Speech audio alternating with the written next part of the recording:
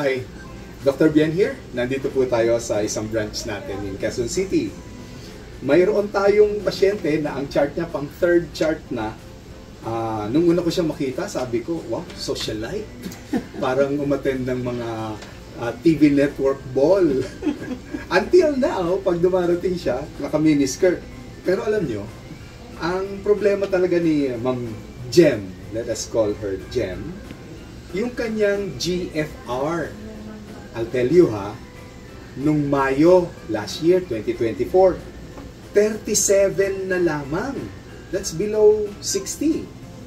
Nung August, medyo umakyat, naging 60.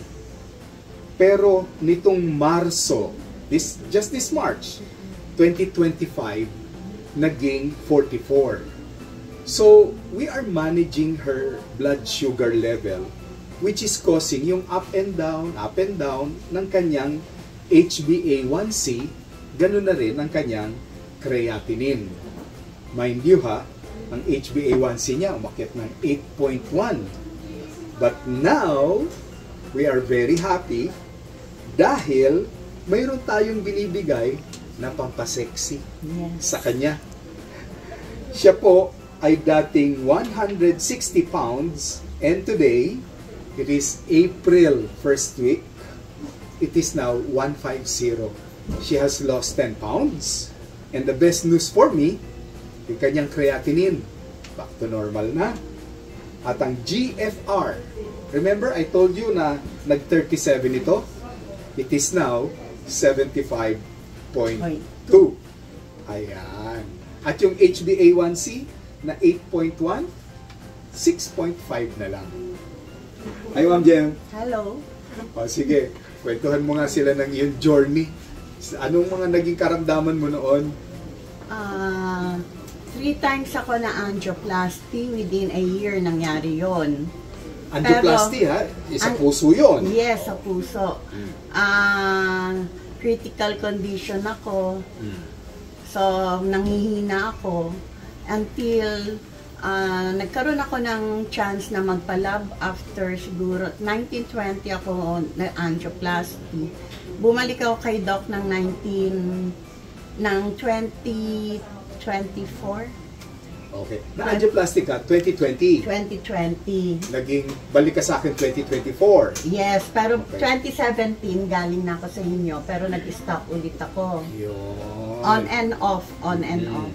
And then, nung bumalik ako kay Doc, because nakita ko ang aking EGFR was down to 37.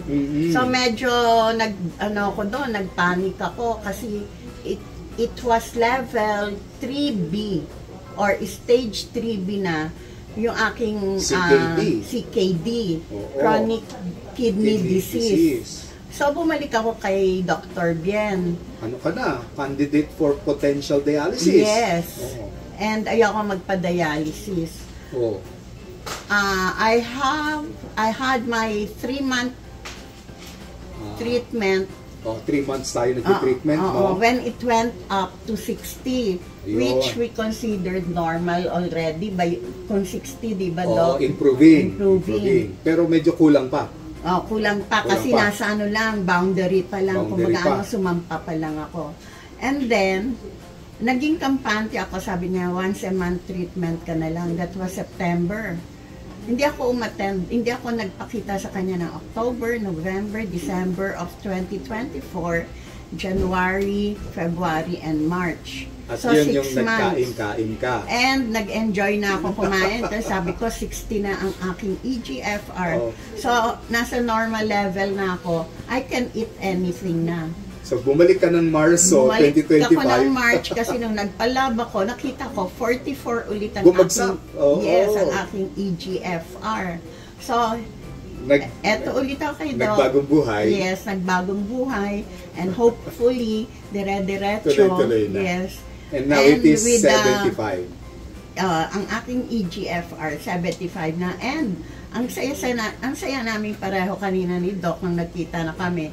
And yung timbang mo kasi bumaba rin ng 10 pounds. From 160, naging 150. Yes. Ayan. Binigyan niya ako ng mga injectables, Yes, and injectables. suggestion na mag-diet and exercise. Okay, yeah. Yeah. Which I'm doing right now. And of course, hindi natin iaalis ang credit kay Lord. Kay Lord. Siyempre, kasi with all our prayers, mga prayers ng ating loved one, including si Doc, and we believe in same God, na pareho rin kaming inaatenan na church. So, ang nangyari, talagang nothing is impossible with the Lord. O, yun Diba? lang. Ayun So, ang ano doon. Kung ipo-focus natin ng konti pababa, titingnan natin ang legs ni ma'am. Walang manas. Pero Walang laging, manas. laging naka-mini-skirt ito eh. Pinagmamalaki niya yung legs niya. Walang Pero, manas, may manas. makinis. When I went back here kay Doc, may manas ako sa paa. Nagmamanas. naman Ngayon wala na. Pwede na mag-shorts. Magsi-shirts na. Mag-shorts na. So, yun lang. Maraming salamat. Thank you. Thank you, Lord. Thank you, Lord.